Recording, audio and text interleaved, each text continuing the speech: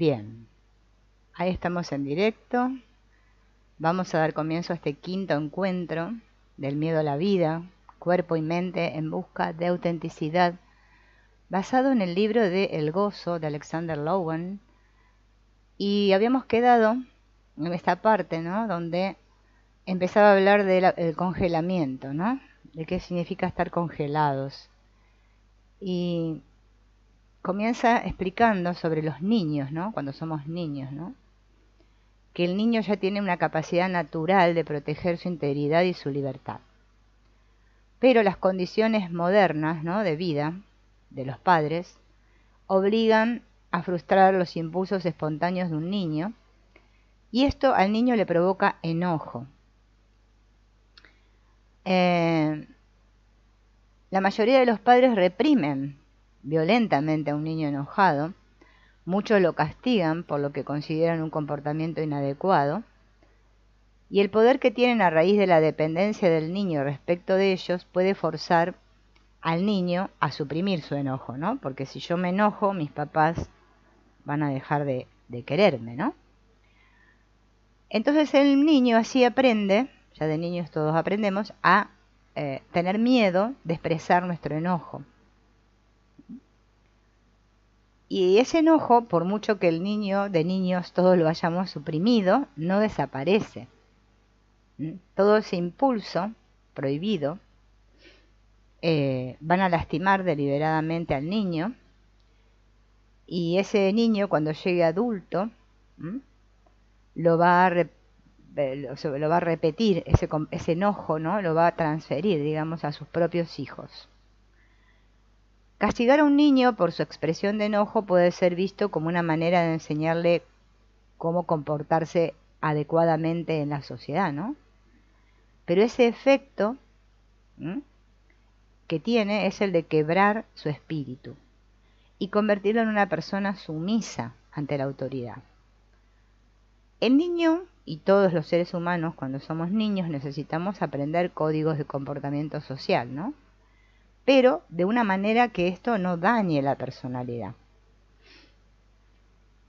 Cuenta el autor que él vio en Japón a un niño de 3 años golpear a su madre, y la madre no hizo el menor esfuerzo por detenerlo o reprenderlo, ¿no? En la cultura japonesa no se controla a un niño hasta la edad de 6 años, ya que su comportamiento hasta entonces se considera natural e inocente. Después de los 6 años, el proceso de socialización se logra por medio de la vergüenza en lugar del castigo corporal. Así sucedía también en las culturas aborígenes de América, ¿no?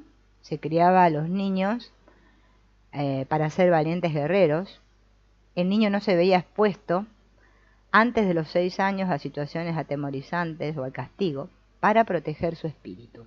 Fíjense en que nosotros eso no lo hacemos, y tampoco, al no saberlo, no lo hacemos, ¿no? No lo tenemos en cuenta.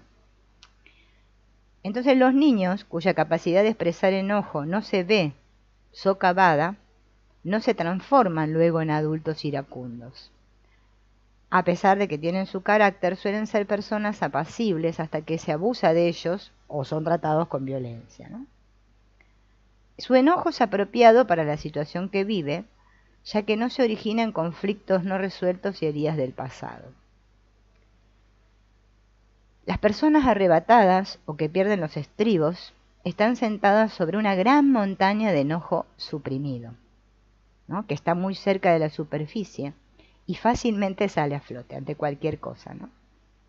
El enojo que se libera por medio de la provocación contribuye en pequeña medida a la solución del conflicto subyacente, que es el miedo de identificarse con el enojo. Una persona realmente enojada a menudo es considerada como loca, ¿no? O sea, esto también es normal en nuestra sociedad, ¿no? A ver, suficiente video. A ver, esperen que voy a hacer una cosa acá. Porque me está marcando que está mal.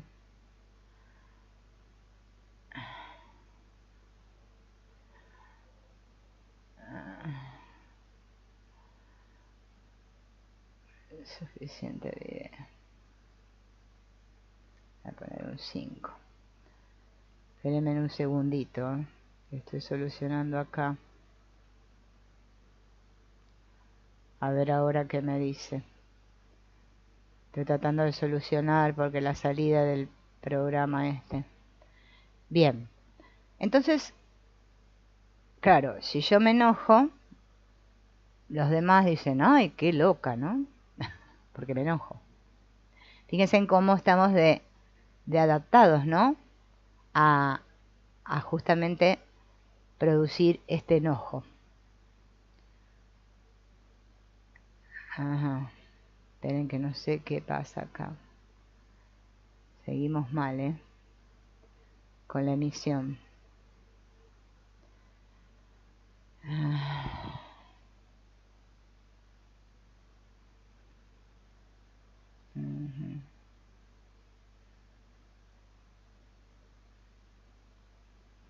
Esto no me deja hacer.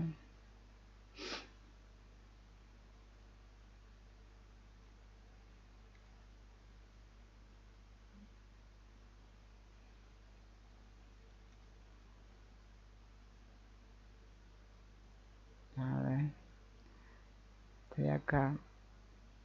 Qué pena esto. Que no lo puedo. Ahí parece que sí, a ver. Sí, ahora se me configura bien la emisión.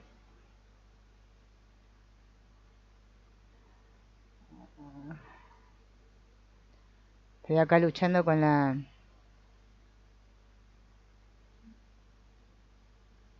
inicio automático.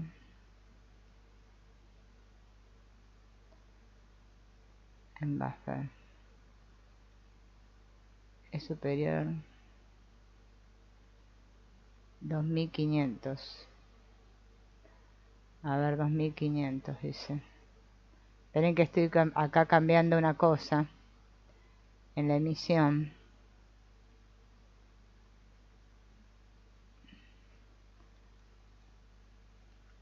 2500. Para que...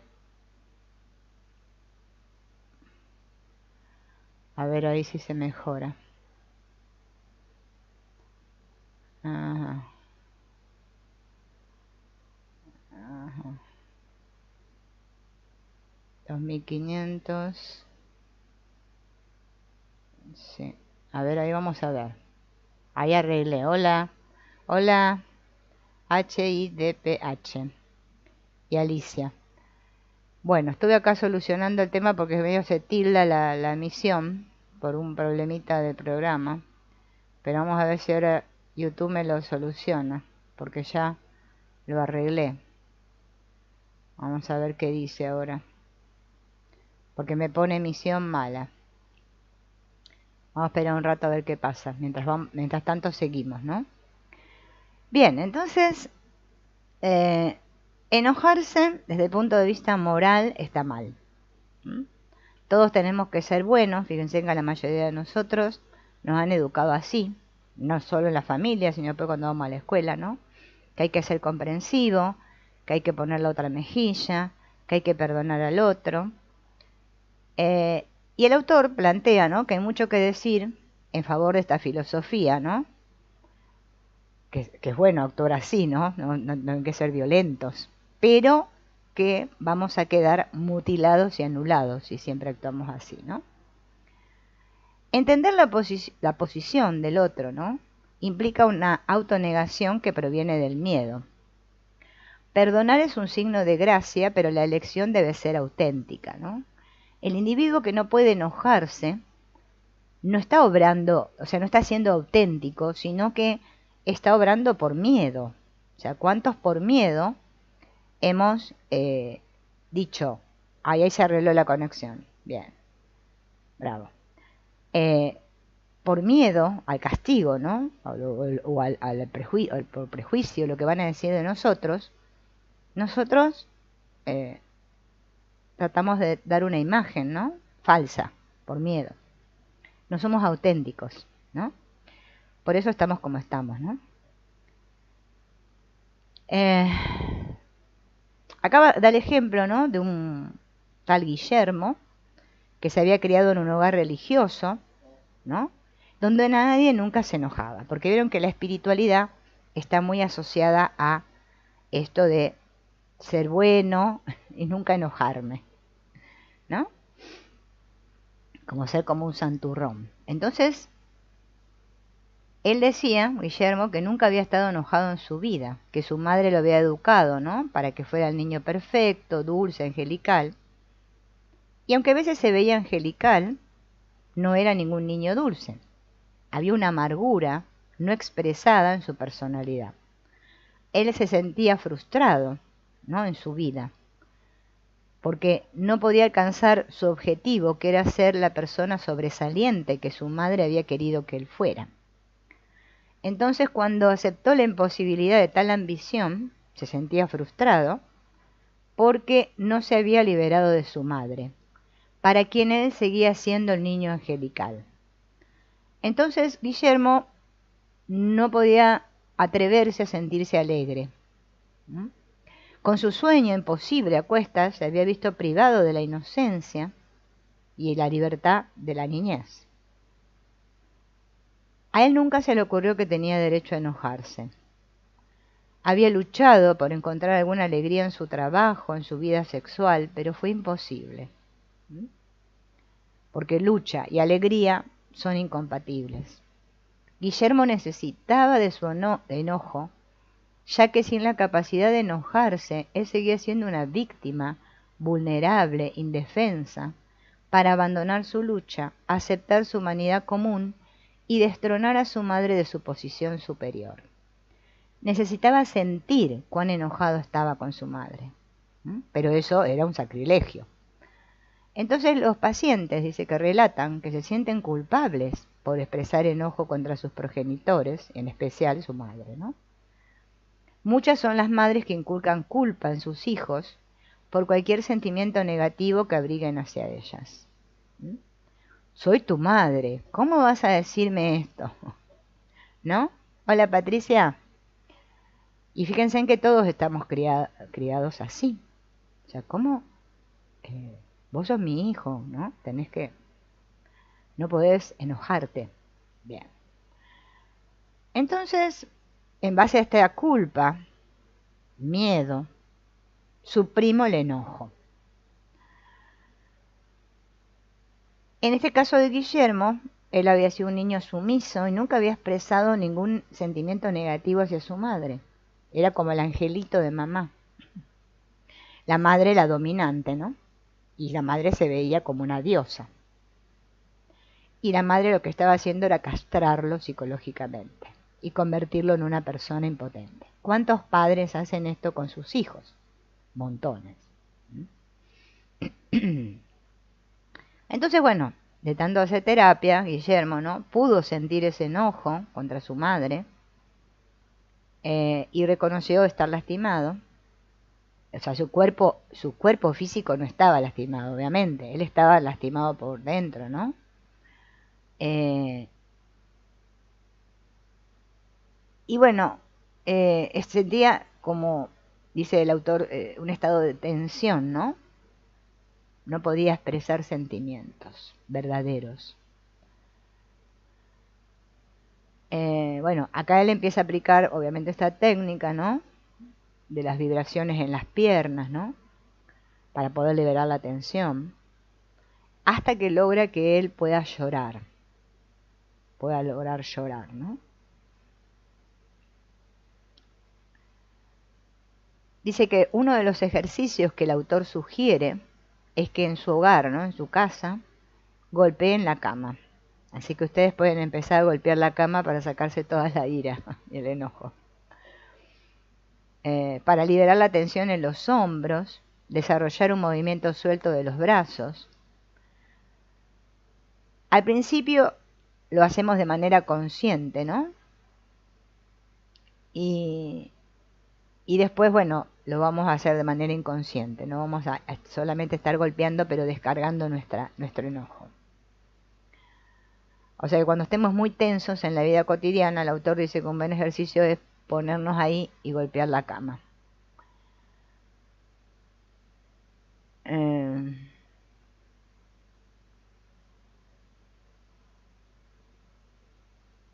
Con frecuencia los padres arden de rabia contra sus niños, que insisten en hacer lo que desean, a pesar de que ellos les ordenen lo contrario. En nuestra cultura, los niños pueden enloquecer a sus padres, ¿no? Cuando se pierde el control sobre ellos. En parte, este es el resultado de la sobreestimulación que reciben por el exceso de objetos excitantes, ¿no? Esta era que estamos viviendo todos del consumismo, ¿no?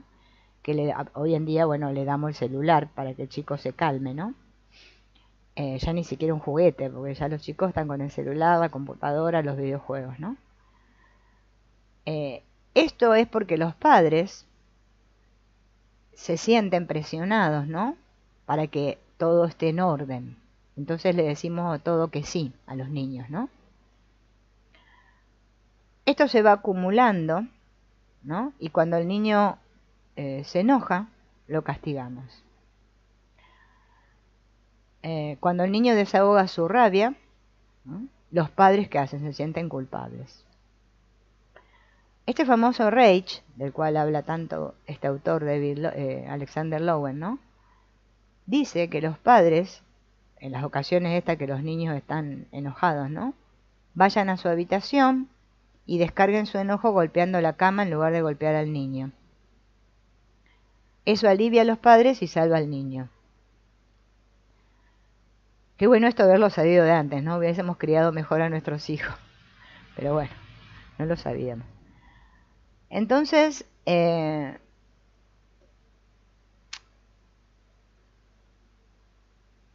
autor dice que una emoción puede experimentarse solo cuando todo el cuerpo está excitado e involucrado en la acción, ¿no? Por ejemplo, el estiramiento de los brazos, ¿no? Por encima de la cabeza debe ser tan completo que fuerce los brazos en su articulación con los hombros. Por eso es importante que todo el cuerpo participe. Al fin de lograrlo se flexionan las rodillas, se elevan ligeramente los talones y se estira el cuerpo hacia arriba y hacia atrás, donde desde la almohadilla de los pies el cuerpo se dobla como un arco que encuentra su soporte en la planta de los pies y en los puños elevados. Cuando uno alcanza esta posición, el golpe es un movimiento suelto. Golpear la cama no implica un esfuerzo.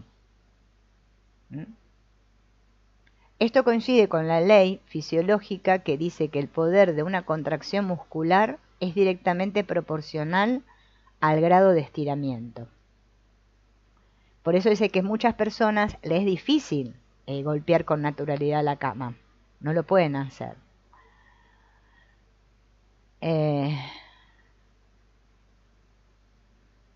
Y vamos a ver el caso de Jimena. Después les voy a mostrar un dibujito donde él muestra cómo se golpea la cama. Jimena se dio cuenta, ¿no? Que los hombres a ella la convertían en víctima, o sea que abusaban de ella sexualmente. Y pudo encontrar el origen de este sentimiento en su relación con su padre, porque su padre había sido muy seductor con ella y al mismo tiempo la mostraba, la exponía a sus amigos en el bar. Cuando ella pudo relacionar esto, ¿no? Con su cuerpo, lloró, ¿no? Y pudo lograr poner los pies sobre la tierra y golpeando la cama, ¿no? Le brindó un sentido de su sí mismo que le ayudó a aceptar su fuerte sentimiento de enojo con su padre. Sentía que cuando golpeaba la cama, sentía el calor ascender por su espalda, ¿no? Y por primera vez ella sintió que tenía una espalda y sentía su columna. Contó Jimena, ¿no? Cuando me enojaba mi padre se enfurecía y mi madre me culpaba a mí. Aprendí a echarme la culpa si me enojaba o me ponía en contra de alguien. Quería ser buena, lo cual representaba la idea de mi madre de cómo debía ser yo. Cuando era niña era muy religiosa y ser buena le daba a mi vida un sentido. Si era impertinente me sentía culpable. Era mi forma de sobrevivir, pero todo esto me dejó mutilada. Ahora que golpeo la cama tengo una sensación de poder. Fíjense, ¿no? A lo que llegó esta Jimena, ¿no?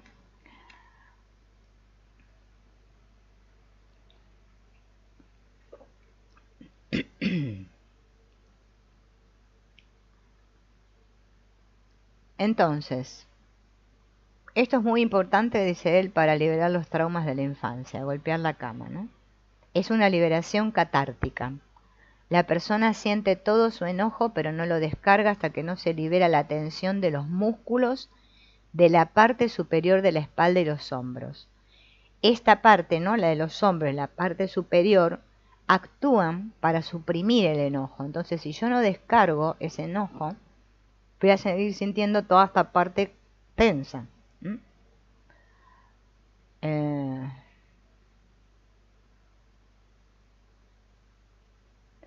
Nosotros, dice el autor, nos enojamos cuando perdemos la libertad. Y esto, fíjense en que si nos planteamos, es normal, ¿no? Hola, caminemos juntos. ¿De qué corriente estamos hablando? Ahora en este directo estamos hablando de bioenergética, que está basado en un libro de Alexander Lowen, que Alexander Lowen fue uno de los autores que Bert Hellinger, digamos, también estudió y trabajó para poner en marcha las constelaciones, ¿no? Como la otra vez les conté del caso de este otro, Arthur Hanoff, que también habla del grito primal. Ese yo ya lo subí a YouTube, el libro. Es como fueron todos autores, todos distintos tipos de terapias que él, digamos, aprendió para incorporar las constelaciones, como lo del análisis transaccional, ¿no? Las constelaciones, todo este marco que le dio Bert Hellinger de las constelaciones familiares está basado en todos estos autores que él, ¿no?, fue recorriendo. Está la biografía de Bert Hellinger, ¿no? Creo que acá no sé qué hice. En YouTube y en internet lo pueden buscar, googlean biografía de Bert Hellinger y les va a salir todo lo que él tuvo que aprender para llevar a cabo esto de las constelaciones, ¿no? Entonces, cuando nosotros nos sentimos que no podemos ser nosotros mismos, ¿no?, que es esta palabra self que usa el autor, ¿no? Cuando yo no estoy conectada con mi cuerpo, mi mente y mi cuerpo no están conectados, o sea, yo no siento mi cuerpo, ¿no? Y no me siento libre, me tenso, me enojo. Bueno, me enojo y a causa del enojo viene la tensión, ¿no? Y todo esto no es que nos surge de ahora, sino que ya lo venimos trayendo de nuestra infancia, ¿no? Entonces, fíjense en que muchos padres, no sé si a ustedes les pasa, yo que soy grande, veo esto, por ejemplo, en mi madre, que quiere como que yo sea su esclava.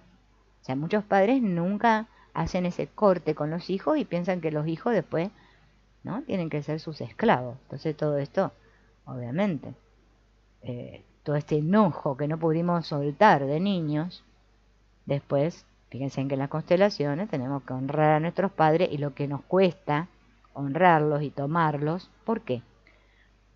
Porque nosotros en realidad lo único que tenemos que tomar es la vida que nos dieron. Nosotros no le podemos devolver nada a nuestros padres. Y muchos padres pretenden que los hijos les den. O sea, los padres tomar de sus hijos. Cuando la ley dice que los padres dan y los hijos toman. Yo después voy a dar si tengo mis hijos, a mis hijos, pero no a mis padres. Entonces, bueno, tomar conciencia de nuestro enojo, ¿no? Haciendo este ejercicio que propone él de golpear la cama, dice que es muy bueno. Tendremos que probarlo.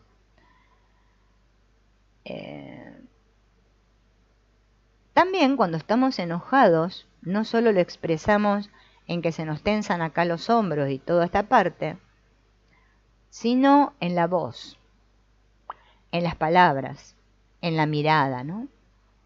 Son diferentes modos de expresión. Y para que el enojo se refleje en una mirada, es necesario que uno lo sienta en todo el cuerpo, porque es como una onda de excitación, de enojo que llega a los ojos. Los ojos de algunas personas arden cuando están muy enojados. Los ojos fríos y mezquinos son hostiles, no son ojos enojados.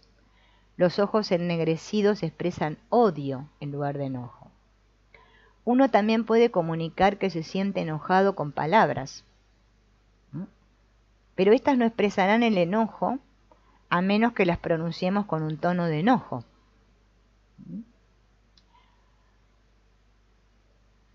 Dar un alarido o gritar, por ejemplo, ¿no? A menudo expresa rabia y frustración, más que enojo. Debe tenerse en cuenta que el enojo no se utiliza para controlar a otros, sino para salvaguardar la propia integridad y los buenos sentimientos.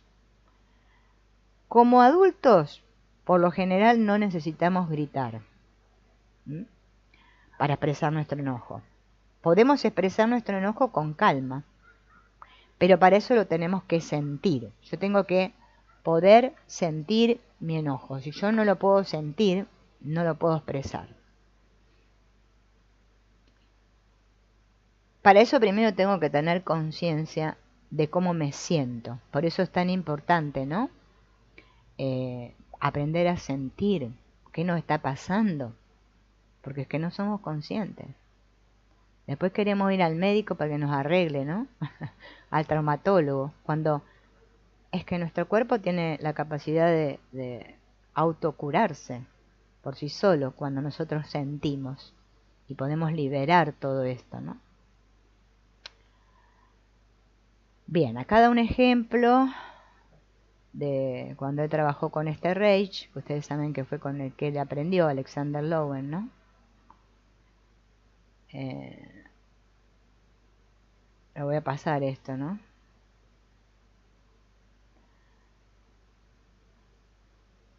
Dice que los niños sanos, cuando un niño está sano, se enoja con facilidad y golpea, ¿no? Algo. Capaz que golpea, no sé, la puerta, algo. Cuando se sienten lastimados o frustrados, ¿no? Pero a medida que crecemos, vamos conteniendo ese enojo. El enojo, volvemos a decir, que se puede expresar en una mirada o con palabras. Este control consciente que yo hago de mi enojo, ¿no? Es necesario, ¿no? Porque es el equivalente a la coordinación y fluidez necesaria para su expresión. Una persona no puede desarrollar la capacidad para controlar a menos que también desarrolle la capacidad para expresar. Y por lo general, fíjense en que nosotros, la mayoría, ¿no? Tenemos mucha dificultad para expresar lo que sentimos. Ya no solo con palabras ni con una mirada, en todo nuestro ser, con nuestro cuerpo. No lo podemos expresar. Entonces, este ejercicio de golpear la cama se puede adaptar para muchos propósitos, ¿no?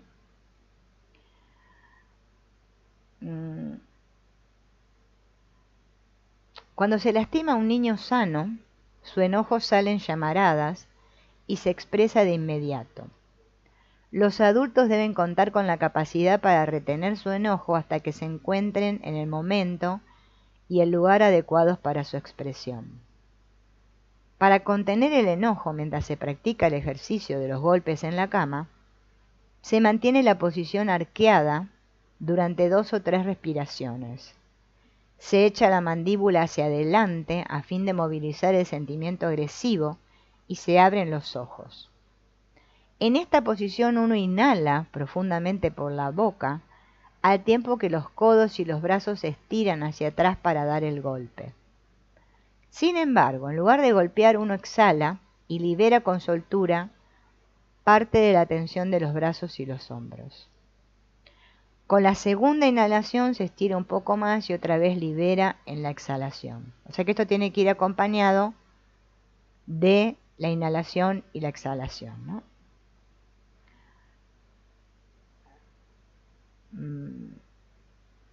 A ver.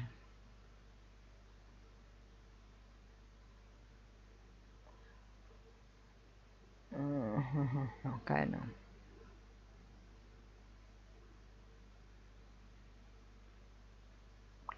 Y acá fíjense en lo que él dice de los ojos, ¿no? Para que nosotros veamos nuestros propios ojos en el espejo a ver cómo estamos, ¿no? Claro, vieron que los ojos son los espejos del alma, realmente. Yo digo, ¿no? Uno mira a una persona a los ojos y te das cuenta enseguida lo que le pasa, ¿no? Dice que las personas que tienen los ojos sin vida, opacos, sin chispa, no pueden sentir enojo, tienen dificultad para sentir enojo.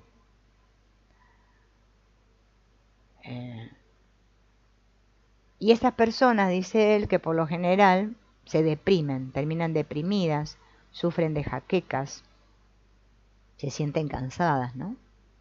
Porque están controlando ese enojo.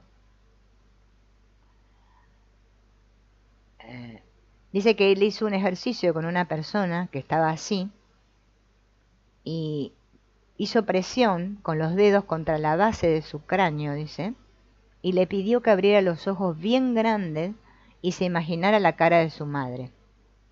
Cuando lo hizo, los ojos ardieron y brotó en él un sentimiento de furia, quería matarla.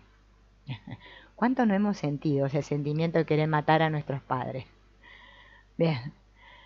El término del ejercicio, ¿no? Se pudo dar cuenta de que eso provocó una transformación en él y empezó a ver su cara más vivaz, más alegre, ¿no? Desapareció el cansancio, se sentía con más energía. Y ya tenía más esperanza, ¿no?, de poder continuar transformándose. Todo músculo contracturado, ¿y quién hoy en día no se le contractura algún músculo? Porque a todos se nos contractura. Toda parte del cuerpo congelada retiene los impulsos de enojo que constituyen fundamentalmente la agresión necesaria para restablecer la integridad y la libertad corporal. Los brazos y las manos, son nuestros principales órganos agresivos. Pero golpear no es la única forma de expresión. Se puede arañar, y hay chicos que arañan, ¿no?, cuando están enojados también.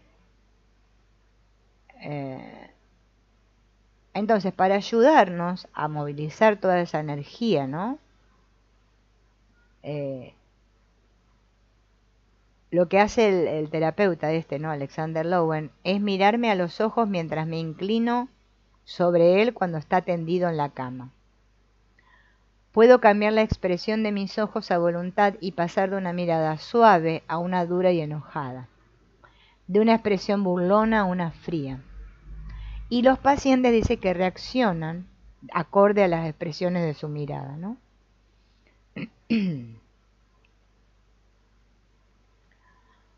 O sea que en realidad lo que busca es que el paciente exprese su ira, su enojo.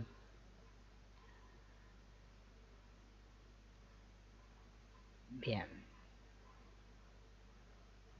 También otra parte de nuestro cuerpo que se tensa es la mandíbula, ¿no? ¿Cuántas personas sufren de bruxismo? Aprietan los dientes, ¿no? Los rechinan cuando duermen, ¿no? Cuando esta tensión es grave, afecta a los oídos y a la vista. ¿Qué demuestra cuando nuestra mandíbula está tensa? Bueno. Basta. Que nosotros estamos retenidos, que no nos queremos rendir, que no queremos renunciar, que no queremos soltar. Eso significa, ¿no? Es decir, vamos con una actitud ante la vida de, bueno, hay que aguantar, vamos a aguantar, hay que seguir aguantando, ¿no? ¿Qué se le pide al paciente en estos casos, los que están tensos de mandíbula? Que muerda. Entonces se le da una toalla, ¿no?, y se le hace morder la toalla. Eso le va a provocar dolor en los músculos. Y el dolor dice que desaparece cuando termina de apretar la toalla con los dientes, ¿no? El paciente intenta movilizar músculos hepásticos, que es doloroso, ¿no? Pero si practica en su casa la acción de morder y de mover la mandíbula hacia adelante y hacia atrás, de un lado al otro, los músculos se ablandan y el dolor se desvanece. Después de practicar el ejercicio de la toalla, ¿no? Hay como que mover toda la mandíbula.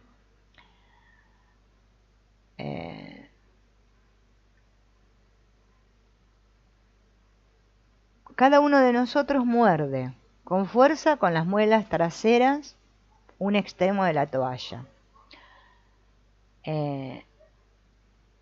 Y eso dice que es lo que va provocando, ¿no? Esto de provocar esta distensión de la mandíbula.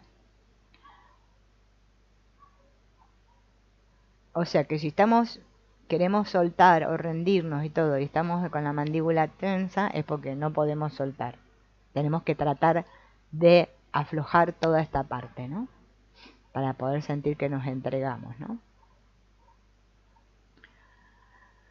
¿Por qué hacemos eso de apretar la mandíbula? Porque eso nos hace creer que no vamos a perder el control del ego. Creemos que estamos controlando, ¿no? Pero cuando tomo conciencia de eso, ¿no? Y me doy cuenta de que en realidad es por miedo que lo hago, ¿no? Me voy a dar cuenta de que si aflojo mi mandíbula no voy a perder la cabeza, que no tengo que controlar. Puedo soltar esa necesidad de estar siempre controlando, ¿no?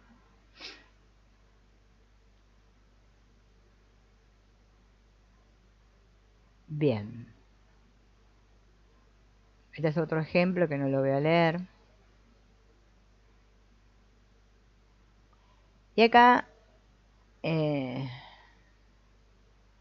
empieza a hablar como una persona, ¿no? Hay personas, ¿se acuerdan cuando vimos el comienzo de esto, que él hablaba del diafragma, que es como que divide el cuerpo, ¿no? De esta parte para arriba, que solo usamos la cabeza, y del diafragma para abajo, si sentimos nuestra parte inferior del cuerpo, ¿no?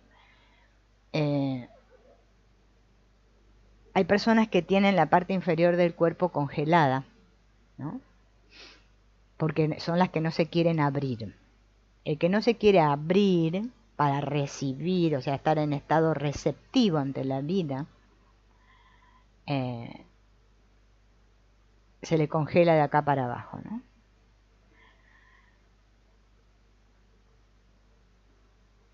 Hay una relación entre el enojo y la sexualidad. Los sentimientos de enojo no pueden abrirse si se encuentra bloqueada la agresión sexual. En la medida en que un hombre o una mujer se siente psicológicamente castrado por haber cercenado su agresividad sexual, su capacidad para expresar el enojo se va a ver de igual manera impedida. Si bien el enojo, que se expresa golpeando, mordiendo o arañando, ¿no?, es una función que ejercemos con esta parte superior del cuerpo, su expresión eficaz requiere una fuerte base de seguridad en sí mismo.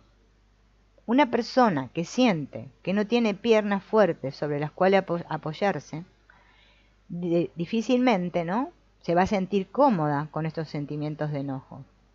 La tensión en la parte inferior de la espalda, que rodea el cuerpo, y cercena todo el deseo sexual en la pelvis, también interrumpe el flujo de energía hacia las piernas y los pies.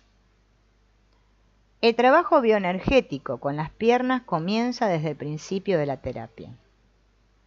Luego de estos ejercicios que ya les mostré, del de la banqueta, que el paciente se tira hacia atrás para hacer esa respiración, ¿no?, liberadora, ¿no?, se practican ejercicios de enraizamiento, ¿no?, en el cual el paciente se inclina hacia adelante hasta tocar el suelo con la punta de los dedos.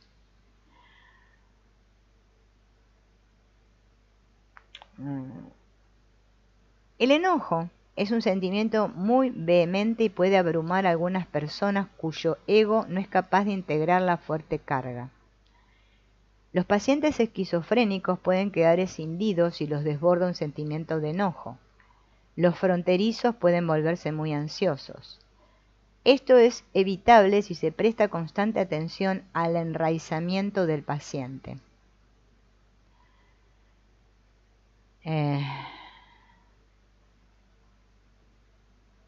Bien.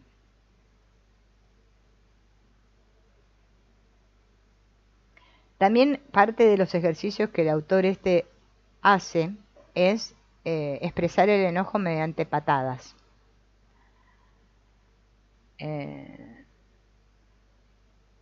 Ahora en el capítulo 3 dice que habla de esto, ¿no? De patalear, ¿no? Bueno, lo hacemos en terapia, ¿no? O a solas, no se pongan a hacerlo adelante de toda la gente porque les van a decir que están locos.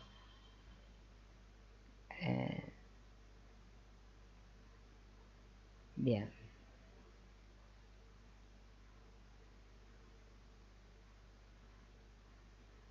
Como que el paciente tiene que sentir que tiene derecho a protestar. Recuerden que cuando nosotros hicimos el curso de Antonio Blay, no sé si se acuerdan, ¿no? El de aprender a desaprender, que ya está subido ahí a YouTube. Antonio Blay también hablaba de esto, de lo de la protesta, ¿no? Porque es que nos enseñan a que no tengamos que decir nada, a ser sumisos, va. Y después, en la adolescencia, por ahí tenemos una explosión así de rebeldía, pero después volvemos otra vez a la calma y después de adultos, si no pudimos liberar ese enojo, lo vamos a cargar toda la vida, ¿no? Hola Alicia, sí, mis perros, no, porque sintieron que llegó alguien, Alicia, llegó alguien y llega alguien y ladran. Hola Marlene. Entonces, fíjense en todo esto que nos sucede. Por eso él hace todos estos ejercicios de golpear la cama, patalear, llorar, poder sacar ese llanto, ¿no? Profundo, ¿no? A través del llanto uno puede movilizar sentimientos en la boca del estómago que vienen de lo más profundo. Este tipo de llanto tiene gran resonancia y es de un tono bajo, profundo, asociado con la rendición o la entrega. El grito ya es un sonido más alto, más intenso, ¿no? Que ya es como que hasta nos resuena en la cabeza, ¿no? Es lo opuesto a la entrega. Y pertenece a los sentimientos de enojo, ¿no? Cuando uno grita, vuelve a la cabeza. La carga energética asciende. ¿No? Estamos más en el ego cuando hacemos esto, ¿no?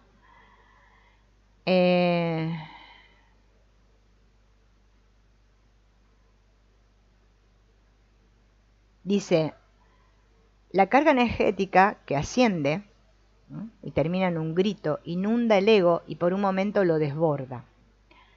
Es en ciertos aspectos opuesta a la carga que desciende como excitación sexual y culmina en el orgasmo.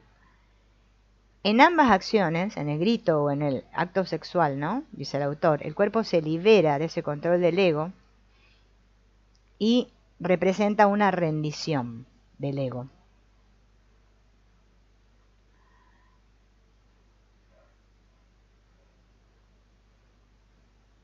Dice que se puede gritar cuando uno tiene un estrés intolerable. Sin embargo, ¿no? El objetivo de esta terapia no es solo liberar la voz, sino coordinar la libertad de expresión vocal con una libertad igual de expresión física en el movimiento. Se le pide al paciente que patee con firmeza, ritmo y fuerza, a la par que se le pregunta ¿por qué? Sosteniendo el sonido, o sea que patee preguntando ¿por qué? ¿Por qué? Mientras respira 2 o 3 veces y se prepara para decir nuevamente ¿por qué? La voz dice que se le va elevando cuando van practicando este ejercicio, ¿no? Y la patada se vuelve más fuerte. Al final se termina con una respiración profunda para recuperar el aliento, ¿no? Y se vuelve a hacer otra vez. Gritar, ¿por qué? Pataleando, ¿no? Hasta que se pueda justamente aflojar esta tensión de protesta. y luego dice que uno siente alegría. Eso es lo que dice el autor, ¿no?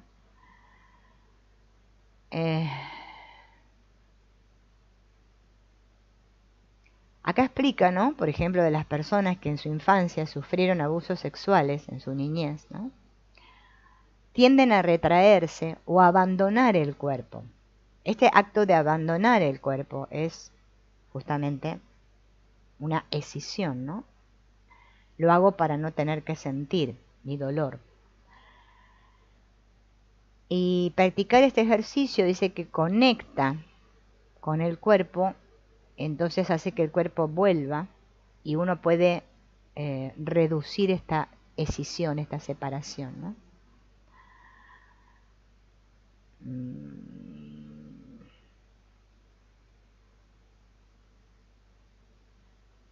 Bien, acá explica cómo realiza la terapia, que obviamente nosotros para hacer una terapia bioenergética tenemos que ir con un terapeuta, ¿no? Hacérnosla solo es muy difícil, pero sí está bueno lo que él explica en cuanto a por qué nos sentimos como nos sentimos, ¿no?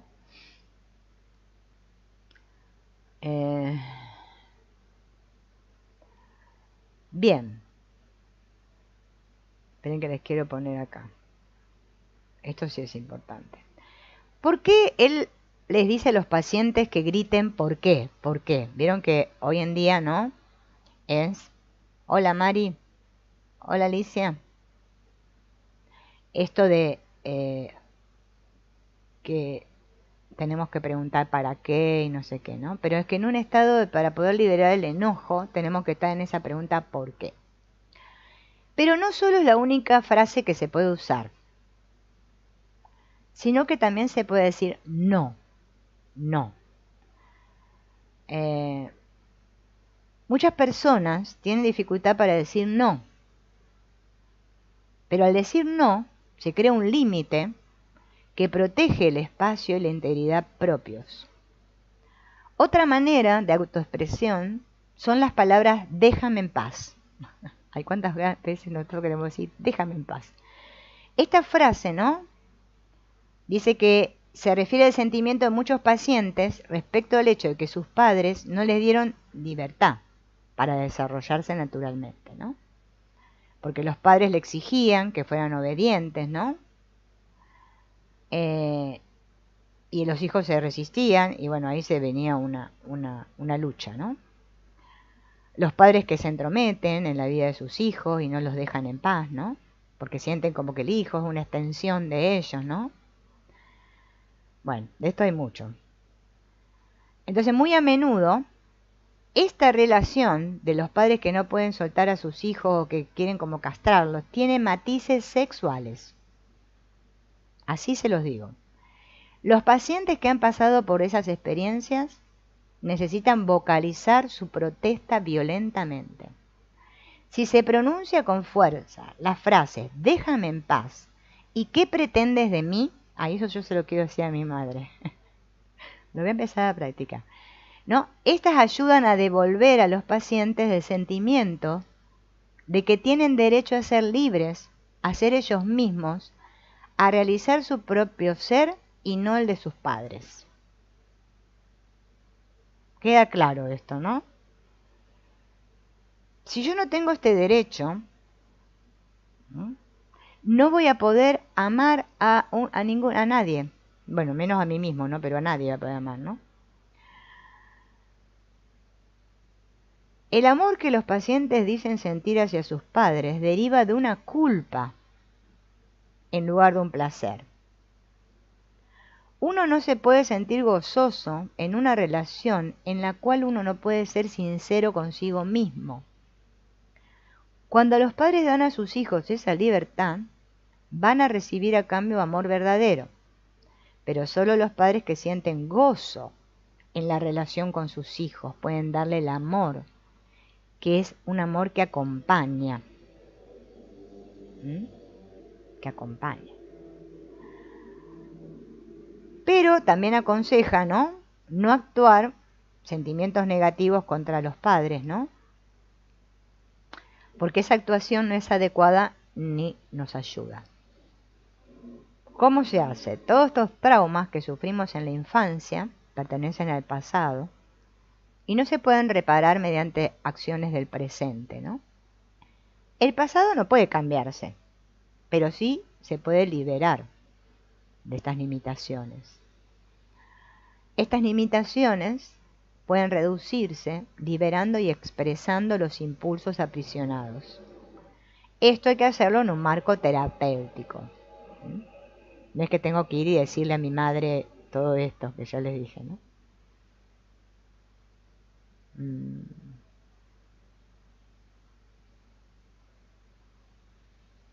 Porque practicando todos estos ejercicios, ¿no?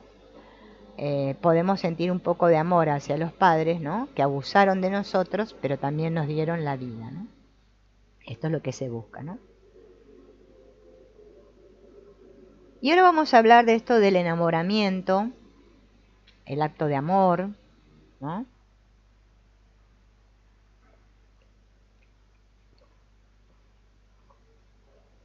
El amor ha sido descrito como el sentimiento más fabuloso y más tierno, como el misterio que da a la vida su significado más rico, pero también se lo reconoce como la fuente de nuestro dolor más intenso. Cuando el amor que sentimos es rechazado o perdemos el amor, ¿no? ¿Por qué? Porque el amor es un vínculo vital con una fuente de vida y de gozo, ya sea que esa fuente esté representada por un individuo, Dios, el universo, ¿no? La disolución de este vínculo se vive como una amenaza a la vida, porque el amor es una apertura y una expansión del sí mismo, ¿no? Al perder el amor, ¿qué pasa? ¿Cómo se vuelve nuestro cuerpo? Contraído, nos aislamos, ¿no? Y al dolor de esta pérdida del amor se lo llama desconsuelo. A menudo puede durar o no durar mucho tiempo, ¿no? Ya que el individuo se cierra, se siente temeroso a abrirse, ¿no? Y buscar el amor otra vez, después de una decepción amorosa, ¿no? Pero para eso tenemos que sanar este miedo a la pérdida o al rechazo. La relación que mejor simboliza un vínculo amoroso es la que existe entre la madre y su hijo. En el mundo natural una pérdida de este vínculo es fatal para el bebé, si no encuentra una madre sustituta. Cuando la relación es segura, el bebé se siente satisfecho en su ser y se va a convertir en un adulto que puede establecer un vínculo positivo, similar de vida, con otro individuo en el proceso de formación de pareja.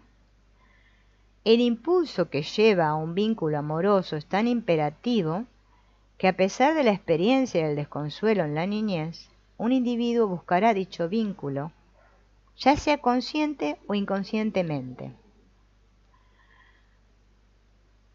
Sin embargo, establecerlo no es algo que se pueda realizar en forma consciente. Una persona no puede ordenarse a sí misma amar a otro, ¿no? Esto, el amor, es algo que sucede de modo espontáneo, ¿no?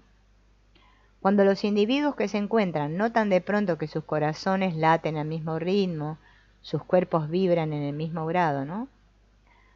Puede ocurrir por contacto visual o de otro tipo, pero solo cuando la carga de ese contacto es lo suficientemente fuerte como para hacer que el corazón lata, que se acelere el pulso y vibre el cuerpo con una agradable excitación. Es la excitación de haber encontrado un paraíso perdido, ¿no? El paraíso que se perdió cuando el vínculo amoroso con nuestra madre se quebró por primera vez. Nadie puede conservar el vínculo amoroso con su madre en forma indefinida, ¿no? El destino lo forzará a separarse, a salir al mundo, a buscar una pareja. El niño que estuvo satisfecho en su etapa oral va a estar abierto al amor y pasará con facilidad a la posición genital. El pasaje de la adultez se produce luego de un periodo de latencia durante el cual el individuo establece vínculos positivos con los demás. Después en la adolescencia entabla relaciones amorosas, románticas con el sexo opuesto, ¿no? Si estamos insatisfechos o hemos sido lastimados en nuestra infancia, nuestra actitud hacia una relación amorosa madura y nuestro salir al mundo van a ser vacilantes, ¿no? Podríamos llegar a enamorarnos, ¿no? Pero la entrega va a ser temporaria. Esta falta, ¿no?, de capacidad para entregarse al amor, al corazón, es la raíz de todos los problemas emocionales que tienen las personas. No nos queremos entregar al amor, tenemos miedo al amor, ¿no? El individuo que salió lastimado en sus primeras relaciones con los padres es como que construyó muchas defensas para no ser lastimado nuevamente, ¿no? Siento como que la vida me amenaza, ¿no? Estas defensas no se encuentran solo en su vida consciente, ¿no?, sino que son a nivel inconsciente. Y se sienten en todo nuestro cuerpo, en nuestra energía, ¿no? Es como hacer una coraza energética para no ser lastimados, ¿no? Como un rey que hizo una fortaleza en su castillo y ahí se encuentra seguro y poderoso, ¿no? Entonces perdemos la fe en el amor, ¿no?, porque tenemos miedo a ser traicionados.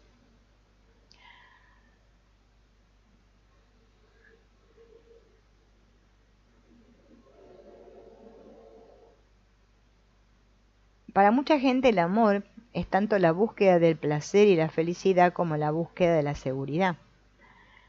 Siempre que una persona se siente necesitada, insegura o asustada, su búsqueda del amor se ve contaminada con deseos orales o infantiles insatisfechos y no comparte el placer y la vida con el corazón.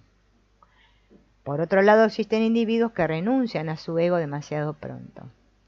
Estas personas no encuentran la gratificación que el amor promete porque se rinden a la otra persona, pero no se rinden a sí mismo. Y sin un ego, la persona se convierte en un niño, ¿verdad? Estas relaciones de pareja, ¿no? El niño que ve al otro como un padre o una madre, ¿no? Si es un hombre, ve a la pareja como una madre. Si es una mujer, ve a la pareja como un padre, ¿no?, para que lo gratifique.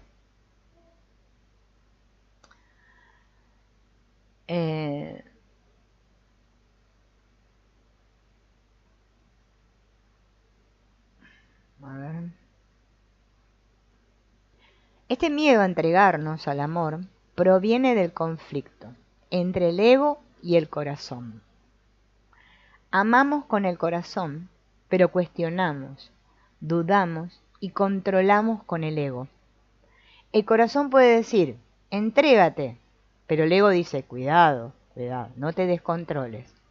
Te pueden abandonar, te pueden lastimar.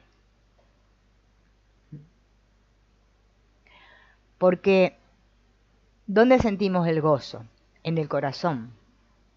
El ego lo único que busca es sobrevivir, ¿no? Que viva el cuerpo, que siga sobreviviendo el cuerpo, ¿no?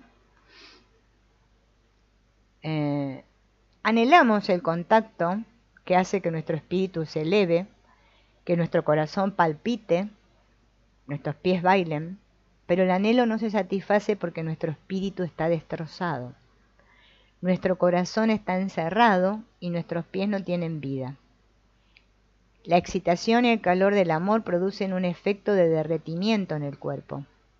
Uno puede experimentar esa sensación de derretimiento en la base del vientre cuando el amor es un componente principal del deseo sexual.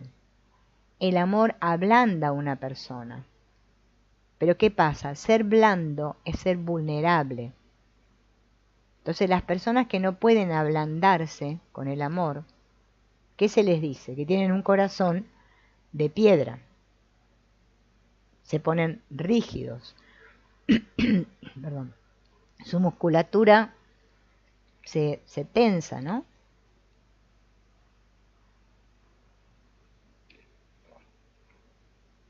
Nos ponemos una armadura, ¿no? Por eso ese cuento del caballero de la armadura oxidada es un gran ejemplo de esto, ¿no? Si tengo una armadura no puedo llorar, no puedo sentir tristeza, no me puedo entregar al amor.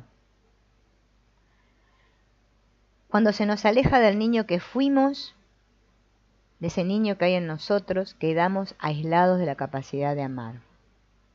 Pero esto no significa que yo debo comportarme como un niño. Entregar el ego, o sea, para el ego, ¿no? La entrega del ego representa la renuncia a sus defensas inconscientes. Sin embargo, dice él, que no cree que exista ningún individuo por completo incapaz de sentir amor. Acá dice que hay un libro en el cual, de él, ¿no? En el cual relata de un joven que decía que no sabía lo que era el amor, que era un individuo narcisista, se había aislado de su cuerpo y se movía solo desde su ego. Su cuerpo estaba tan contraído que los sentimientos e impulsos se veían impedidos de salir a la superficie. Entonces, este impulso de amar puede ser enterrado muy profundo, puede suprimirse, pero no puede estar del todo ausente. Entonces, ¿cuándo va a la terapia este hombre? Cuando se involucra con una mujer, ¿no? Y se da cuenta que él no sabía lo que era el amor. Y contó que no había recibido afecto cuando era niño, pero esta negación era una maniobra defensiva para justificar su encierro y no sentir su dolor. Había enterrado a su corazón y a su niño, pero ambos estaban vivos en su inconsciente. Liberarlos de su tumba viviente sería una ardua tarea. Este es un caso extremo, dice él, ¿no?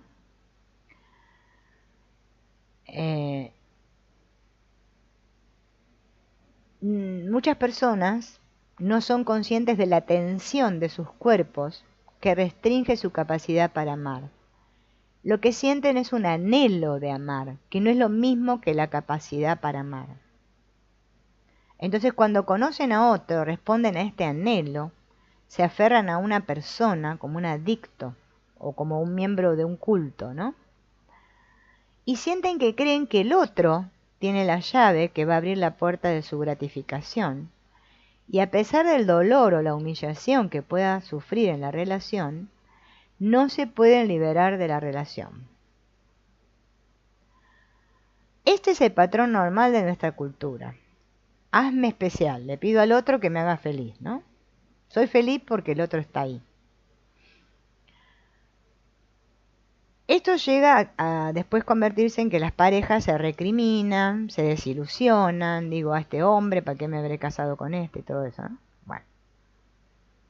Ese anhelo de amor está representando al niño interior que no se sintió amado y que está insatisfecho y que está esperando que venga el príncipe azul para que lo despierte a la vida.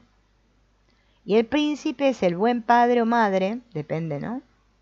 Con quien el niño experimentó por primera vez la alegría del amor que luego perdió. Esta búsqueda permanente del amor en la que estamos todos embarcados, ¿no? Es como la búsqueda del Shangri-La en esta novela de Hilton del Horizonte Perdido.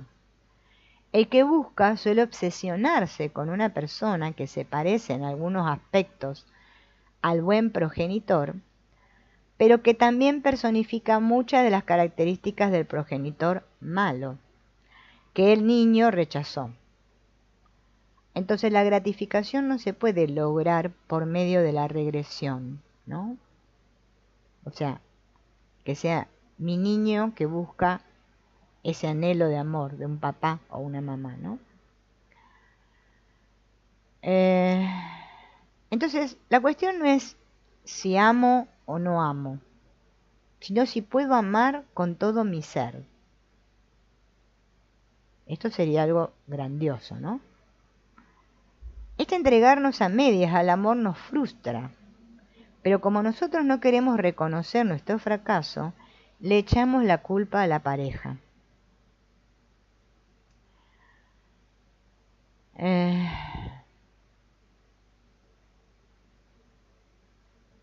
Amar es compartir, no es dar. El que ama comparte su propio ser por completo con la persona amada, ¿no? El gozo, el sufrimiento, todo.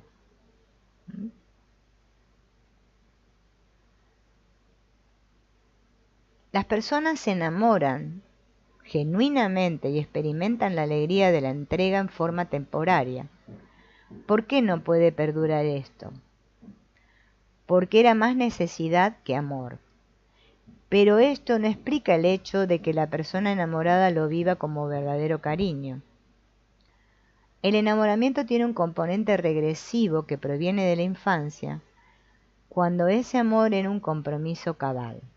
La persona vuelve a experimentar el amor que una vez sintió por la madre o por el padre, pero al hacerlo retrocede en una parte de su personalidad hasta llegar a ser un niño nuevamente. Entonces busco que el otro me apoye, que me estimule, que me dé lo que yo necesito.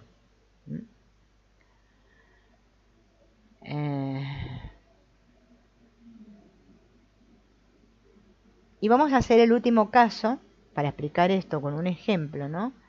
De Diana, que era una mujer de 40 años, que siempre estaba preparada para darse a sí misma en el amor y para cuidar a un hombre. Y a cambio esperaba que el hombre la cuide a ella, ¿no? No se trataba de que Diana fuera indefensa, débil o incompetente. Tenía un cuerpo fuerte, era inteligente, pero no estaba conectada con su cuerpo ni con ella misma. Entonces fue a la terapia, ¿no? Porque estaba casada con un hombre que abusaba de ella físicamente y ella le tenía miedo a ese hombre. Bueno, se hacen todos los ejercicios, ¿no? Con ella, ¿no? Para que pueda enfrentarse a su marido y dejarlo. Más tarde regresa, ¿no? Porque entabla una relación con otro hombre que abusaba físicamente también de ella, pero en menor medida, no la trataba bien. Y en el intervalo entre estas dos relaciones ella había vivido sola, tuvo muchos empleos y vivió muchas aventuras amorosas.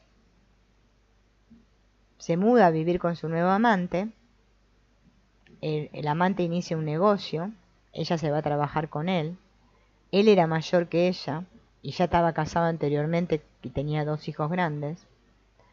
Y Diana comienza a tener problemas con la hija del hombre, que no la aceptaba, la hija de la pareja, ¿no?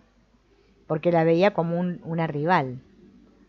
Esta situación era una repetición de su niñez, cuando su madre la veía a ella como una rival. En ambos casos, ella no recibió el apoyo del hombre, ni de su padre, ni de su pareja. Por eso se sentía fracasada, a pesar de que sentía amor y un esfuerzo sincero para estar con su amante. Entonces algo funcionaba mal en la personalidad de Diana. Ella no se quejaba de su destino, pero sí expresó su tristeza por no tener hijos. Trataba de hacer todo lo que, según pensaba, podía ayudarla a ser una persona más eficaz. Practicaba todos los ejercicios, ¿no? Pero no cambiaba su personalidad, porque ella estaba obsesionada con tratar de lograr cosas. O sea, hacía la terapia para lograr algo, que es lo que la mayoría de las personas hacen. Voy a constelar para que me pase esto, ¿no? Mejorar, mejorar. Es como siempre les digo, el palo y la zanahoria, ¿no? El caballo. Se transforma en una obsesión. Entonces nada me termina saliendo bien, ¿no? Entonces llegó un momento que reconoce que estaba obsesiva ella. Y necesitaba llorar, expresar su tristeza ante este fracaso, esta desesperación. Pero sus intentos eran una maniobra para negar su desesperación, Por eso se obsesionaba. Tenía que comprender por qué y de qué manera había desarrollado esta dinámica en su personalidad, ¿no?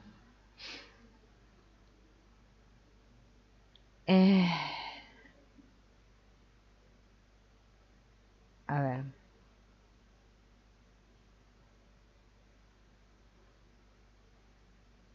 El cuerpo de Diana indicaba que no había sido una niña que sufriera privaciones. Ella era fuerte, estaba bien constituida, había sido una niña bien alimentada, bien cuidada. El problema provenía de un periodo posterior, entre los 3 y los 6 años, cuando ella se volvió consciente de su sexualidad y su independencia. Esos primeros deseos sexuales se centran en el padre y en el caso del niño en la madre, ¿no? La niña ama a su padre y el niño a su madre. Y aunque este amor tiene matices sexuales, es inocente, ya que el conocimiento de la relación sexual no existe en la mente del niño. Al entregarse por completo a la excitación de este amor que siente por el progenitor del sexo opuesto, el niño experimenta un gozo que da sentido a la vida. Pero este estado no perdura, se pierde. Los padres se ven involucrados con los sentimientos de sus hijos y responden con una conciencia adulta de la sexualidad que no es inocente. El progenitor del sexo opuesto responde de manera positiva, pero el del mismo sexo responde de manera negativa, ¿no? El padre responde al amor de su hija como padre, ¿no? Y como hombre.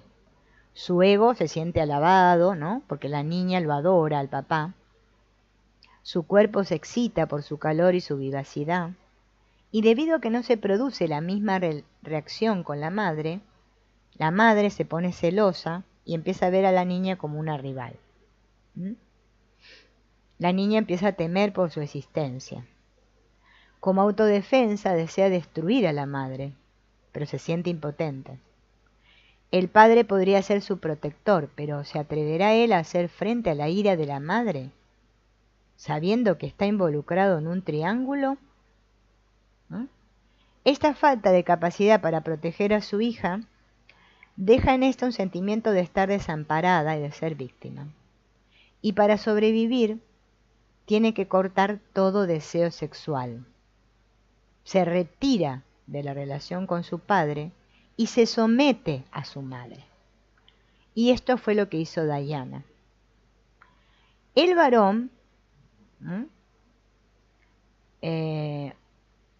se pone como rival con su padre. Si se entrega de lleno al amor que siente por su madre, se arriesga a que ella se apodere de él y lo convierta en el bebé de mamá y lo aparte del padre.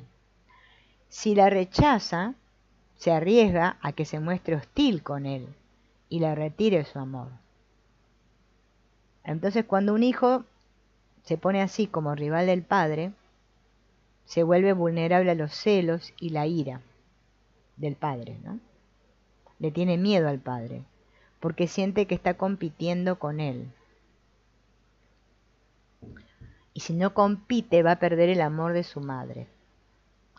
El interés sexual de ésta por él alaba su ego y excita su cuerpo, y resulta muy difícil resistirse.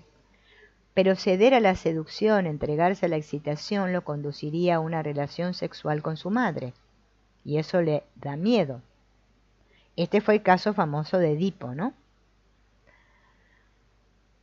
Entonces el cuerpo de Diana mostraba los efectos de esta situación edípica de su infancia. Su parte inferior, desde la cadera hasta los pies, no tenía energía.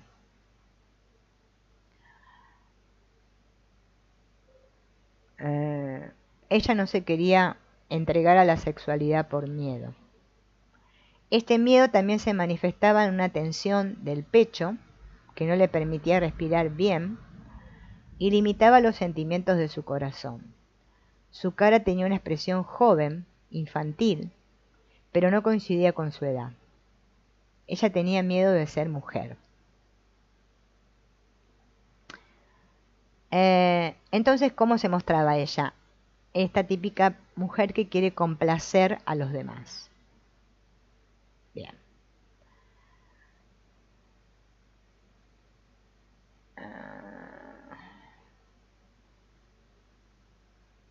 Bien.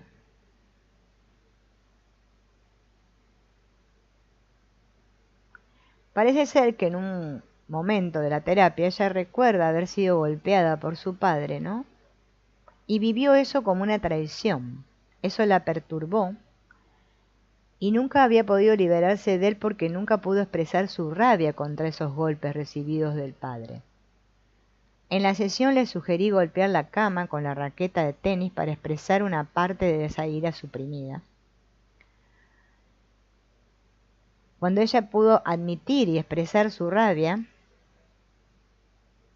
admitió que tenía miedo de que si se enojaba con su padre, él la iba a dejar de amar.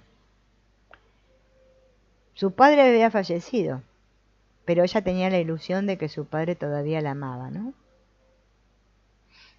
Y justifica esta agresión del padre echándole la culpa a la madre. Entonces ella estaba dividida entre ambos padres. Esta obsesión la tuvo que hacerle tomar una decisión de decidirse por su padre o por su madre, ¿no?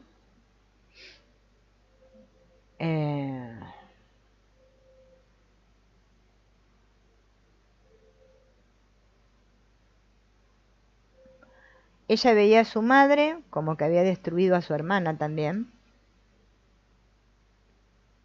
que le había golpeado con una cuchara de madera, y que la hermana hoy en día pesaba 113 kilos y había quedado afectada, ¿no? Así que Diana estaba aterrada de su madre, que por fuera se mostraba sumisa, pero por dentro se sentía rebelde. Siempre me sentí como una pintura de Picasso, partida al medio.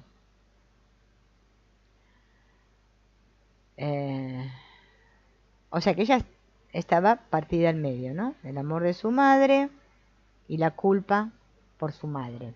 Perdón, el amor de su padre y la culpa con su madre, ¿no? Eh,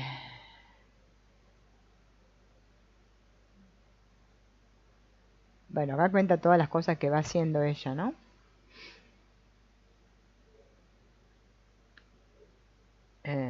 Ajá.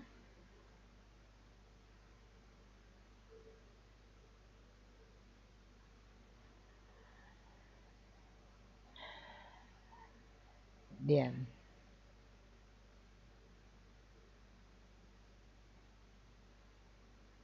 Bueno, ¿cómo termina la terapia de Diana? Cuando ella puede hacer frente a su madre y pedirle ayuda, ¿no? Y la madre parece ser que se muestra dispuesta a ayudarla, ¿no? Eh,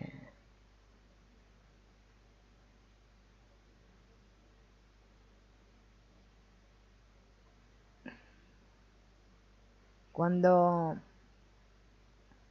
dice, la conciencia de uno mismo es una fuerza alienante, por cuanto lo obliga a uno a ser consciente de su separatividad. En el hogar uno era parte de la familia y encontró su identidad a partir de la posición que ocupaba en ese grupo. Esta identidad familiar se pierde, ¿no? Cuando vamos a la escuela, vamos a otros lugares, ¿no?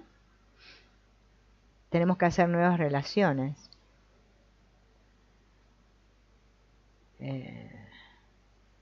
Pero si yo todavía estoy en la postura de niño y estoy apegado a mi familia,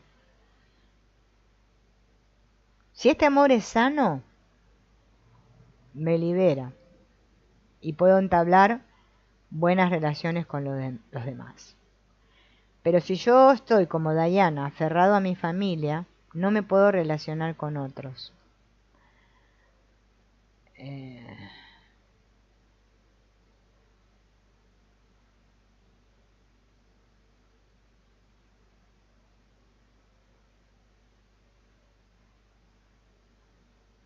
a ver.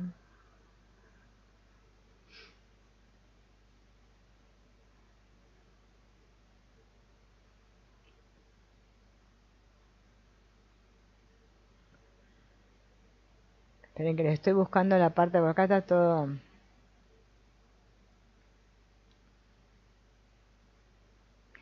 Diana lo que había hecho era renunciar a su independencia con la esperanza de que otra persona la cuide.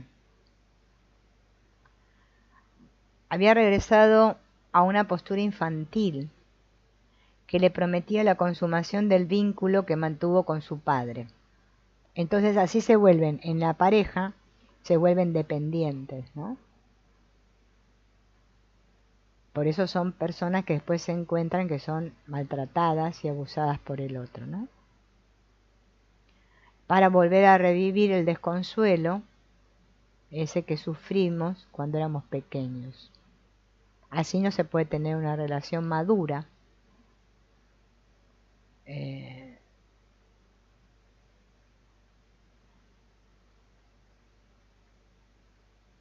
Bien.